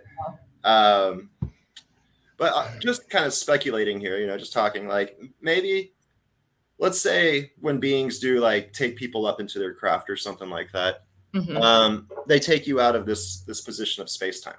Let's just kind of like speculate, right? So now you're in a different realm of space. The universe keeps going along that river, and they drop you on a different leaf. Maybe that's possible, right? Because they picked you up from one leaf and they dropped you on another one. I'm not, I don't know. It's definitely within. For me, it has, it could be possible, but I don't know. Yeah, same here. Yeah. That's why it's just a theory. I just can't, I want to give everyone, the benefit of the doubt and approach everyone involved that they're telling, the truth and being honest. And so if they're being honest, and I know I'm being honest, then something is, amiss in Denmark, and I don't know what it is. So what's funny is, something you said just struck me, is as far as it's just like people expected me to ask you certain questions when you came here, and like I'm supposed to cross-examine you. Well, what is that? What is the truth? And you said, and this is what I do: I give everybody the benefit of the doubt and respect. Right. So when you come and you say this or that, why is it my responsibility to doubt that? No, it's your responsibility to seek your own truth. yeah. Right. And so when somebody gives you the truth, what is the definition of that truth? It's what they believe to be true. Right. So someone in their heart could believe something to be true, and it turned out to be true to them. Well, one thing I've always thought about, So, I mean, sorry, I don't know, what you're saying makes a lot of sense, right? But like, one thing I have thought about in the past is like, say I live another 20 years, 30 years right now, but then somehow a being comes, grabs my head, and drops me into my now body, which was 30 years ago. Will I have any memory of those 30 years that just happened? Time is fluid and space is fluid. There's multiverses of experience. Like, would you have any awareness if you literally lived 20 years, then got dropped back 20 years into the past? Because your body still hasn't grown. It hasn't developed the things to remember the 20 years. You've literally just been dropped back in time, essentially. So I think a lot of things may happen to people, and there's just no recollection of it, just because of the nature of how memory is stored to begin with. And then also you could say, like,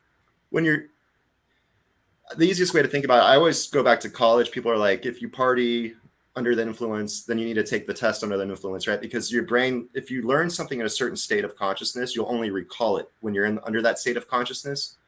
And so almost like if you learn something in a theta wave, brain wave, in order to recall it, you need to be back in that theta state.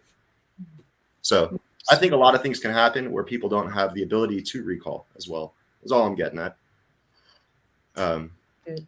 Yeah. Well, I guess I'm harping on what I'm responding to are all these people that are expecting me to expect the truth when we haven't even defined the truth. How am I supposed to expect the truth when it hasn't been defined? Well, I mean, truth is only what is true to you. Right. That's exactly what you're saying. Yeah. And what I've always said, even when I was planning the expedition, I said it from the get-go, out of the gate, is if you're looking for proof, the best thing that you can do is start meditating, start seeking to understand the nature of your own consciousness. And I don't mean like try for 20 minutes and when it doesn't work the first time, you walk away and give up. I mean, really set your intention to understand the nature of your own consciousness and seek it with good intention, with an open mind, open heart, not ego driven, trying to prove or disprove, but to seek, to really go on a journey of understanding. That's where you'll find your own proof and you'll stop hounding me for it. And I don't mean that, I don't mean to say that people don't deserve proof of my experience in the mountain. I completely understand. Everybody's desire for proof of that. But even at the very beginning, I said, if you want to have proof that these beings are real, then start meditating and do it with a mindful openness. That's the first step. I honestly believe that. So. Well, and my thing, and this is the way I approach this, okay? Even if you are not telling your truth, okay, how does that harm me? How is it now my responsibility to get on the internet and rage because I don't believe your truth? And so my challenge to people is to just really first calm down and start to look inside yourself and stop looking at other people. I mean, I was raised in the church, and Jesus was a great person who made us realize that we don't need to be looking at the log or the splinter in other people's eyes. Just go look in the mirror and inspect your own eyeballs. Make peace with yourself. Yeah, it's a powerful thing to do. It really is. And one of the things that I often go back to that we were just talking about in a different context is the idea of them saying, what you think is going on here isn't what's really going on. And that gives me some room to allow that perhaps my thoughts on an interaction, an interpersonal interaction or otherwise, that basically my beginning point may not be as informed as I think it is. And it allows me to kind of let a lot of that go, the expectation that I knew exactly what was happening at that moment. I go, I know what my eyes told me. I know what my ears told me. I can tell you what my senses told me, but I can't tell you what that person was thinking, what their intentions were, how that happened, none of those things. And so interactions in a conflict becomes less needed, less important, less a part of my life, because I just don't need it. I just don't. I don't give it the validity that that most of society wants us to. I prefer to admit that I only know one side of everything, and that's my side. And even my side is distorted because I'm inside of this meat suit that it gives me all of these biochemicals and all of these senses that are limited, and that I know that there's a lot more that's existing and going on outside of that. And not meaning to exactly jump over into another area, but kind of related to that, the things existing outside of us, outside of our, our physical perceptions, as we gain technology and we release it more into the mainstream, meaning that it's not held for the military industry that is released for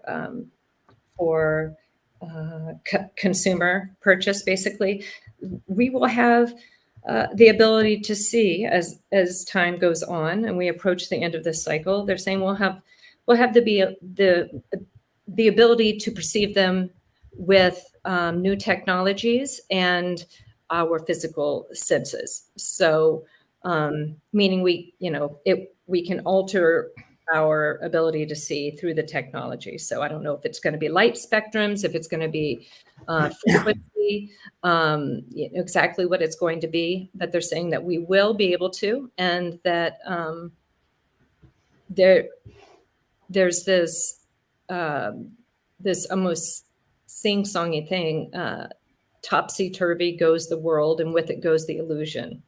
And that's like almost this sing-songy that download that I got. Topsy-turvy goes the world and with it goes the illusion. It was like a year and a half ago.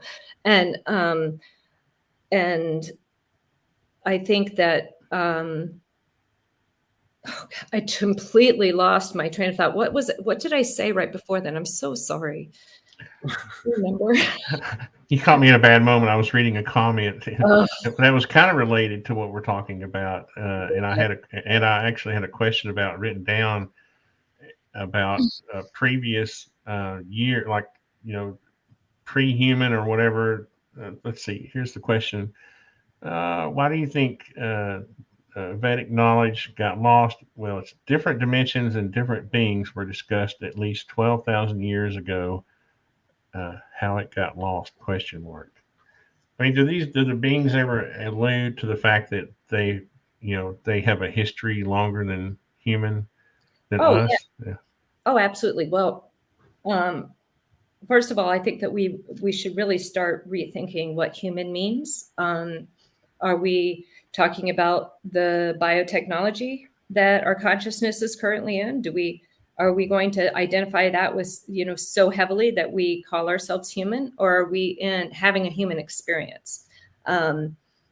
Because consciousness is much older than our biotechnology. And we may or may not have consciously evolved here with this technology. I tend to think that the mechanism for how we get here is so far beyond our ability to understand, but that us being here is very intentional. I believe that. I may not understand everything that they say, but I do believe that being here is very intentional and it is for growth, and that we are, perhaps human is not the right way to talk about it. Perhaps we are, some of us, they say, are consciousnesses that took human form, that were placed in this biotechnology and have been here for a very long time, and they want to essentially find them and wake them up. They wanted to have this experience, and now they want to pull, like, it's almost like pull them out before, whatever the end of the cycle. The end of the cycle. What do you know? Are we 100 years away, 50 years away? What is that? Do we know that? They said that they felt that 2027 was the most likely year for the end of the cycle, for the end of the Earth cycle, and therefore the end of this cycle as well, that they're going to be in tandem, and that we that they feel like that is the most likely year. And they talk about like a bowl of sand. I think I've said this before, that looking for a date, is like looking for a specific color of, one grain of sand in a bowl of sand. It's not that easy, and things can become fluid, and time our time here is so small that it's really difficult to pinpoint. To them, 2027 or, 2032 isn't that big of a deal.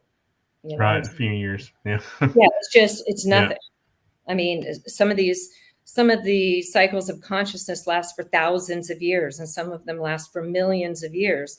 And so, what's 5 years one way or the other? It's like, for them, it just feels imminent, So they're like, no, just wake up now, just wake up now. And because it's so close. Did you hear, where'd you get those two numbers, the 27 and 32? Well, I just said 32. Just like a generic example of like. Just give a generic example. Yeah. 2027 was the date that they said they felt was the most likely that that either things are going to start turning for the worst with our climate, or that's the year that the Earth cycle and birth and rebirth cycle ends. Yeah, no, I talk about that in my book, The Physics of Love, which was, like, I don't know if you want to call it a download event, but I definitely wrote it, on a very specific day, very specific time, and it was accompanied by shooting stars. So it was very, it's a good book, but it talks about the interdimensional alignment. And what I got was that there was like a syzygy effect that occurred December 21st, 2012. There was a type of dimensional alignment. Basically, when that happens, you have all the dimensions in a line, and our dimension literally kind of gets tugged out. But then it kind of paces back and forth along the natural flow of the orbit. And our maximum inwardness, meaning a day to jump shells, would be December 21st, 2029 is the number I got. Because I got March 21st of 2021 was the midpoint.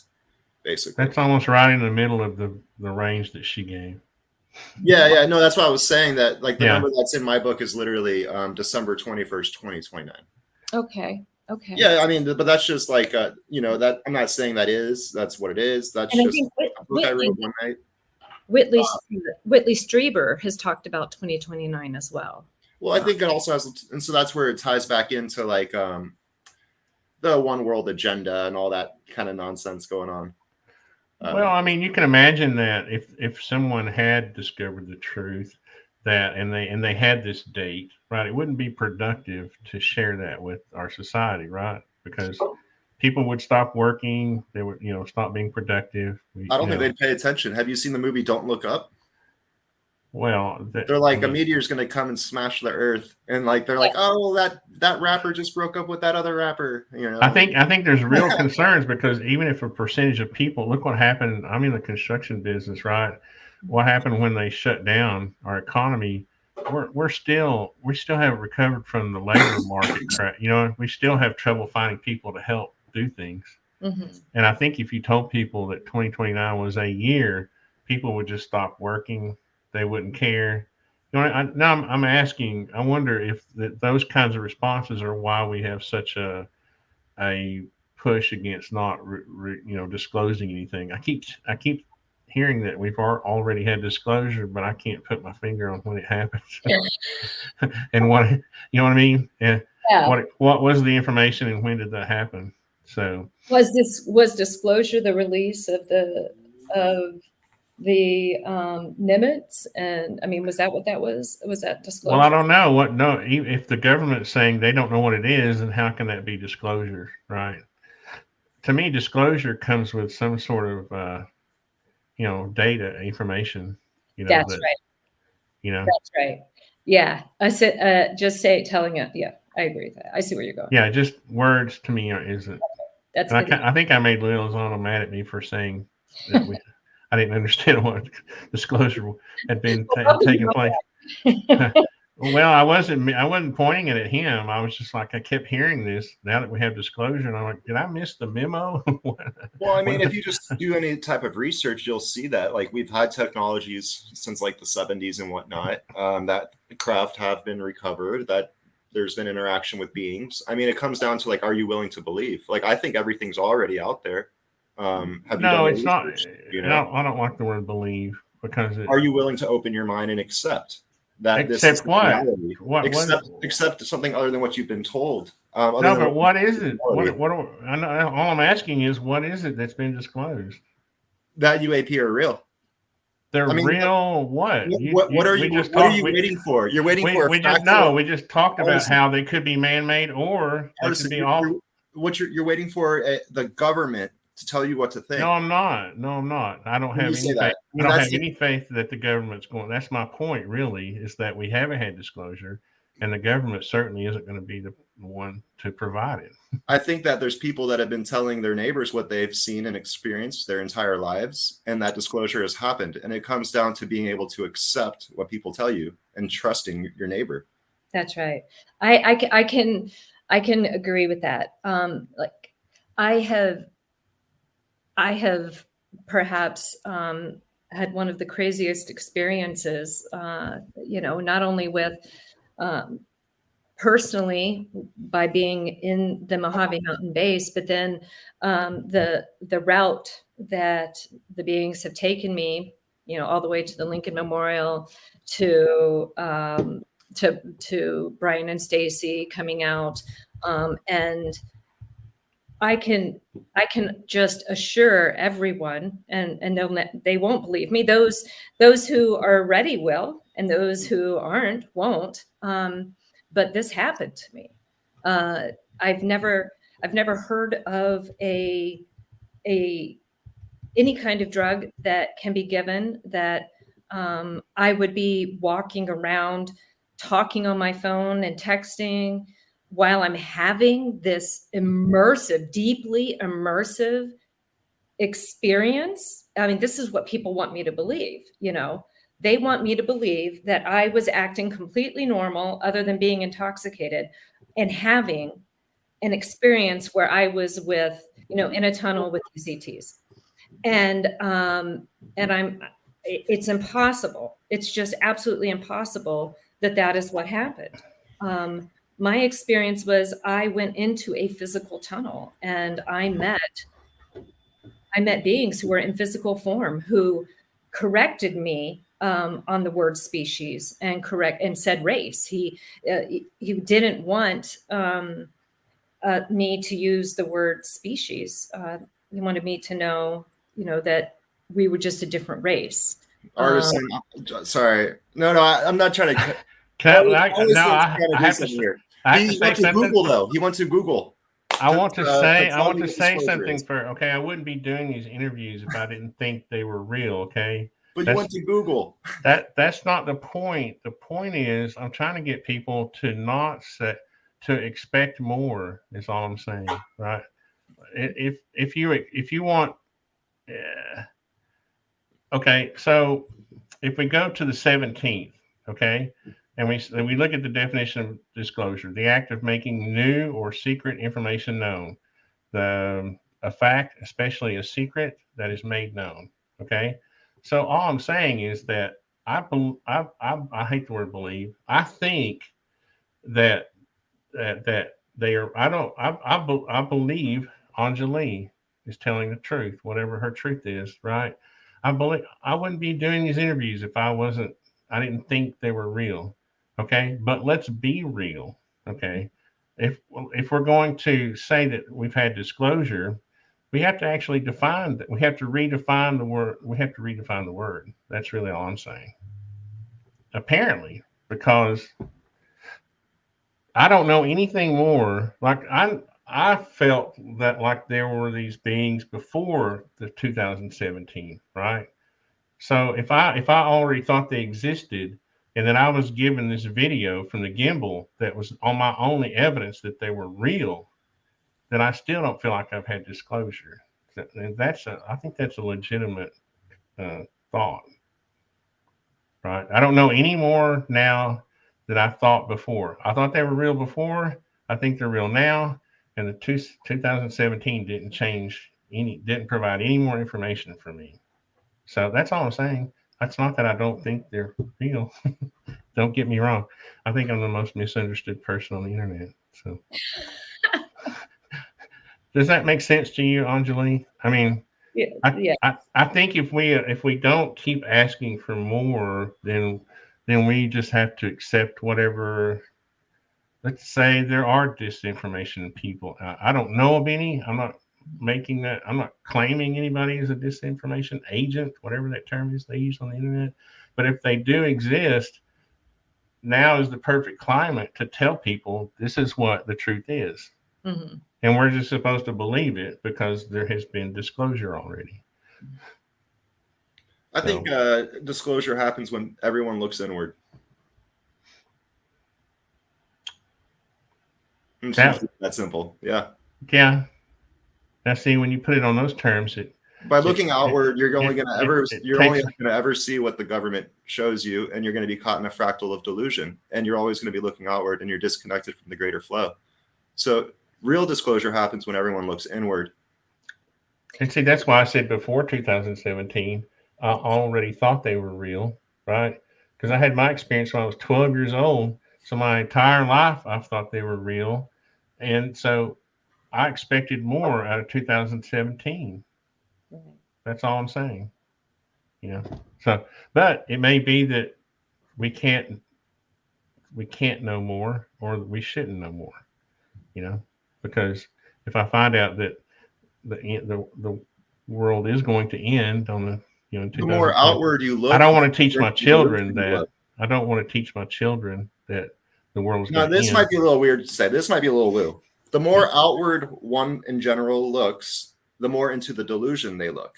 Absolutely. So the more outward people look for answers, the less likely they'll find them. Is kind of what I'm getting at. You know, well, then why are we launching space balloons? To help other people start to look inward. Okay. Good answer. You know, I think it was sometime last year. The beings went through a phase where they were telling everyone to raise their conscious awareness, to practice conscious communication, to meditate, to turn inward, to be silent, to be still. And they would say things like, this is real disclosure. This is the real disclosure. It was the meditating and the growing of the conscious awareness to a point where you're able to have conscious contact with beings who I have a feeling, and I hate saying that, that we may be able to physically perceive them with our eyes, not just, consciously, as the magnetic fields of our earth changes, as the magnetic resonance of the earth changes, as the sun brings, as our atmosphere is collapsing, different kinds of cosmic radiation and sun radiation is entering the earth and going through the earth and through us, and it's going to have an effect. And I believe that at the end, when they say, that the illusion will end, that the veil will lift and the illusion will end, I feel like that means that we will see them with this equipment, I think. That's I guess what I'm saying too is that if those who are in the bigger media, or those people who are representing themselves as the disclosure agents, I wish they would talk more like you and Alyosha. Than I'd rather them say that than say, oh, 2017 we had disclosure. No, you just told me the truth. What I think the truth should be told to people is that looking inward is where you find disclosure. Well, I don't want to speak for Lou, Mr. Elizondo, but one of the points he has been trying to drive home is go home and love your family. That's true. You know what? You're right. He's been saying that left and right. I mean, what about the nuts and bolts? It's like, go love your family. I was, that's a little scary, isn't it? No, but I mean, that's kind of what he's hinting towards, is like, become one with yourself, love your family. Yeah. He has said that several times on many. No, I'm not, disparaging Lou. I love the guy. Okay. He's my kind of guy. Okay. We're both gun guys, all this kind of, right. He's my kind of guy. I'm just saying that at some point, we're going to have to start almost redefining terms at some point. Right. And if we're trying to help people, I'm not the person to help you. I think Well, like you two are more qualified. India, I mean, right? Like if you grew up in India, disclosure would have a completely different meaning, right? Or like in Peru, Yeah. like places where they already accept UFOs, disclosure has a completely different meaning. The U.S. is in a very specific place in mind, where they have very, specific things that they identify and agree upon, and that's our collective U.S. conscious, right? And so then basically, disclosure for the U.S. mind is UAP are real. Government is looking at them. And like, what does that even mean? It means that the stigma got removed. People that can actually have conversations that are more comfortable. That's why I say, like, when they say that UAP are real, but don't actually say anything, that's a huge step when it comes to, like, you could say the spiritual state of our country. Now we can actually talk about these once taboo topics, but with a more fluidity, where the energy will just flow from one to another, and we won't have to be like so caught in spirals of delusion, essentially. So I think it's a huge step. I think the disclosure, disclosure is relative to your position, is what I'm getting at, because everything is relative. And so for the U.S. state of the average U.S. citizen, you could say they had disclosure. Not for you, Mr. Artisan Tony, who's an experienced since he was 12, right? Like, you know what I'm saying? Your definition of disclosure is you want to know where they're from, you want to know how long they've been here, like. I want to take Anjali's place one time when she goes to visit. Probably not, but you get what I'm saying. So in a way, disclosure is relative, and it's to what you're able to handle as truth. Because you can't just say, well, actually, the aliens put us here 100,000 years ago, and we've been, Atlantis was. You can't just say this kind of stuff and have everyone to believe it without the proper steps. Which is why I think Avi Loeb has taken on the Galileo project in order to convince that scientific, very Western mind, this is something we need to look at. Because if it's not from Harvard, I'm not trying to be derogatory, but like if it's not from Harvard, right, which is like the top of the pyramid of intellectual knowledge and ability, who's going to believe it? So having that top of the pyramid make the announcement is what will shift that American mind one step closer. And then after he says it, some other stuff will happen. This person can say it. It'll shift you over a little bit more. And so it's a walking of perception. And that happens in all industries. I think we're all guilty of, and I realized just by us having this conversation of the guilt that I'm feeling now of even saying that. But at the same time, when we first started this conversation, you were talking about electrogravitics, right? Yeah, it's been that right. So the truth could have been the disclosure could have been, we created those things and we're testing them out on our own, Navy or whatever.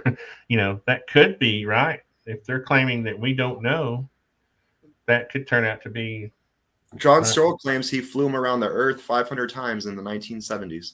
Yeah, and this thing looks like a flying saucer. So really, I guess my curiosity is getting me in trouble all the time. So my curiosity is saying, don't say that was disclosure if it's still possible that they could be our, right? Because what they're alluding to is that they're real from their ET or other beings, right? They're non-human. That's what they're alluding to. They're primarily alluding to technology hasn't been released, and they say they think it's not China, they think it's not Russia, but I'm just going to go ahead and say it right now. John Searle had this technology in England in 1970. That's like well known. As far as like if you want to believe things you've researched and seen and like have been able to verify and back up, right? Like for me, that's kind of a real thing. So maybe they don't want to say that England has the most powerful Air Force. I'm half joking there. No, yeah, and maybe that's the problem, you see. But see, that's my point. That's right. Now you're getting somewhere, Tony. You see, that's my point. The point that it's okay. So it would take me. I think Anjali sees where I was going with my original comment was that if it is that technology, then. And I love Lou. I'm not saying I can't talk about this now without it sounding like I'm saying that he's some sort of disinformation person. But I don't believe that. But it still is possible that technology is earthly technology. So walk it back to what's believable, and then takes to hold humanity's hand, the Western scientific mind, hold their hand and walk them slowly to the truth. Yeah, which nobody knows. I don't. Yeah, I don't know. I don't know the truth, so I have my truth, you know. I can't walk like you anybody said, everyone anywhere. has their truth. All I know is that I've always wondered why. I'm 59, right? I'm probably older than you two. And all I know is that there seems to be this gap in technology, right? I grew up watching the moon landing. And then I say, what so we had a, you know, we've had a few spaceships flying around since then, but we haven't had any incremental. It seems like we had incremental releases of technology up to a certain point, and we haven't had any real incremental. We haven't had any real releases. You know, it's almost like you want to ask, what has been going on, you know, for 50 years. And maybe I'm just not paying attention, or I don't. Development. That's what's been going on for 50 years. Say that again. What has? Tech development. Yeah.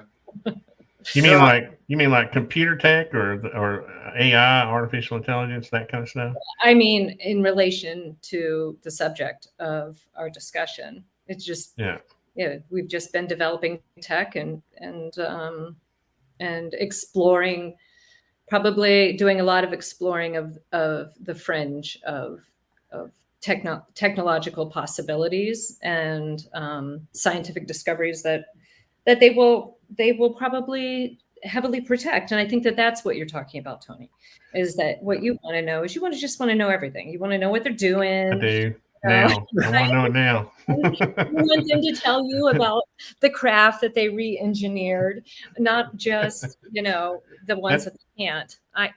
I understand that's the disclosure you're looking for. That's my definition of disclosure. Anything that's a threat to national security is going to be really tough. Yeah, I know, and it's just tough, right? And the threat to national security could even be information on sensor data, like data about our sensors that we use. That could even, like giving away that information is a threat to national security. Yeah. Any tech at all. Yeah. Well, yeah, and it's like we were talking earlier. You know, they'll release videos, right? And then as the months go by, you'll see interviews with pilots or people that were looking at scopes that said they went from space to sea level in 2 seconds or whatever. Right. I've seen some of those videos. It's pretty amazing. Yeah. Oh, you have? You have? That's kind of cool. Mm-hmm. Oh, I thought you meant you've seen the actual like something that we aren't supposed to see. Oh, I don't know. I guess I wouldn't know. I keep thinking about your intelligence background, and I keep thinking, oh, there's something juicy there, that you can tell. I think if people just do like common sense research. I mean, that's why I made the video about electrogravitic vacuum blimps. So, I mean, just imagine the blimp. How long has the blimp or the hot air balloon been around? A long time. Long time. I'm going to say hundreds of years. I don't know the first time someone made a hot air balloon, but 1400 or something. Right. Probably even that. Okay, so now you have something that can float. Now think about electrogravitics. That was done in 1908, right? And before the electrogravitics even came out, you had something called airship clubs. They're like yacht clubs, but with airships. So you have your airships that fly around. You have airship clubs. Now, the people that funded John Searle were literally a group of 12 wealthy guys who wanted to stay completely hidden. They named their Project Lunic, and they funded John Searle's work, right? And so now the wealthiest people are basically funding this top secret research. So it's not a government. It's wealthy individuals that are part of these airship clubs. Is like a one way to think about it as well. And so you have private companies making private projects. Okay. I always go back to like my projects. When I built the boat, I wasn't supposed to tell anyone I was building a boat, right? 3 years later, I launched the stainless steel yacht. So you have private people hiring really smart individuals. You have airship clubs, and you have electrogravitics that has been around since 1908, and it's not taught in schools because they don't want to teach it in universities for some reason. So now you want to think about who controls education, who controls the technologies, who controls that kind of stuff. And that's why I think it's so important that we're doing DeSci, because we're literally doing decentralized science and education. And people have access to real information and real technologies like electrogravitics. You know, it's going to be one I always go back to. Well, and I do have more faith in the private sector than as far as, you know, gaining information. It, you know, it may be limited, but at least I think the transparency will be there that we can't see in our government. You know, Well, I think the people that want to build electrogravitic devices do, you know, and they tell their friends and their friends tell their friends, but there's always these little fractals of humanity. And so people will always be caught in delusion by the media. You know, if you're born into this delusional system, essentially, you're always going to be caught in it until you remove yourself from it. And so people that want to know will know. People that want to stay in fractals of delusion will stay in fractals of delusion. Mhm. Like, that's the way I see it. Like, that's why I say disclosure happens when everyone looks inward, because as long as you keep looking outward, you're going to be blinded by the media or like what you think you're supposed to be living up to. When I was out in DC, I completely I couldn't stand watching the news. I couldn't read a newspaper. I couldn't listen to a news program because it was all BS. And it didn't align with what I knew was really going on. And it was so disconcerting that I just thought, well, the news is just complete trash. And then I forgot that for a little while, and got pulled back into it for about a year, and then pulled myself right back out thinking, oh, you've got to remember. It's so easy to get pulled into, because I honestly, right. I'm not left wing or right wing, right? I walk the fence or whatever. I'm a human. Good. But like, I think it's hilarious listening to like the right wing make fun of the like when they make fun of when the left wing, I guess, makes fun of Tucker Carlson and they call him like all these things. I think it's hilarious because he's clearly not doing that. If you go watch his show, he's like a normal person just kind of making jokes. So I think it's so funny how diluted both sides are. The media in general. Exactly. Yeah, I mean, not going to hear what's actually going on in the world. No. I mean, the media and politics are like the two greatest delusions that we suffer from. Definitely. And that's where it's even transferred over into social media, right? To where Facebook got completely overrun by stuff. And then like Twitter, I mean, just, you know, you basically have to like watch your information is what I'm getting at.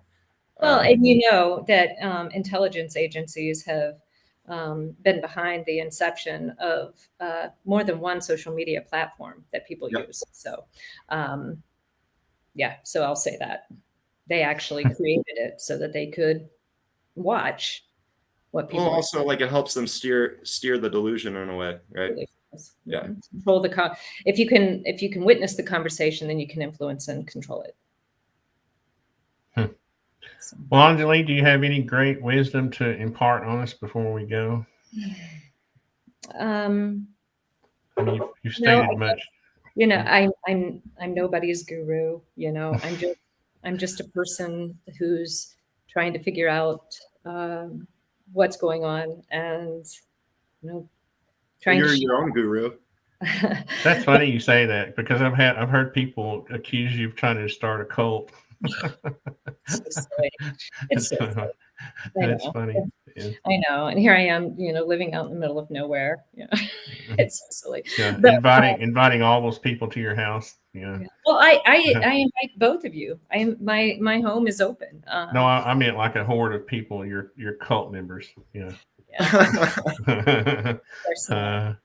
But you know, I would just say that my only advice is to remember that you are here for a reason, that each of us chose this particular experience at this time to be here. And so I would challenge everyone on a daily basis as they're running into obstacles or having great successes. You can ask yourself, why is this happening right now? What opportunity does this give me to learn something new? How can I grow as an individual and as a consciousness by this experience that's happening to me today, right now? And to be very mindful of that, of being present and recognizing the things that are happening in your life and what they may mean, or what they could possibly mean. What opportunity do they present for you? And if you, I find that when I am mindful and deliberate about being present and making decisions and showing gratitude. When I have like this trifecta, that comes together pretty nicely for me personally. This is my road and my journey. But when I'm mindful about trying to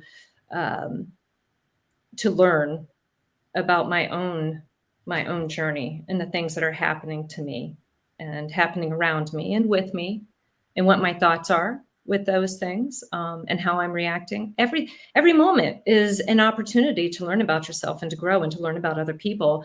And in that way, when you start doing that, you start recognizing other things as, people, consciousnesses that deserve their right to experience unfettered, like our pets, like the animals of the earth, like the earth itself. You just start.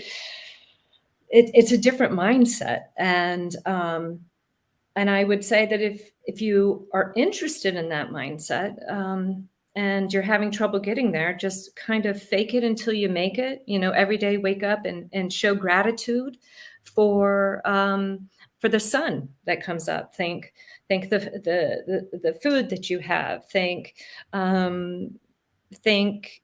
Show gratitude for what other people are perhaps doing for you in your life, and you express that to them.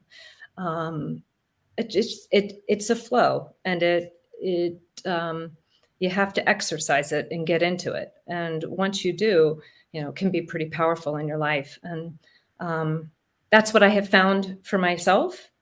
And I challenge everybody to start there, maybe. I don't know.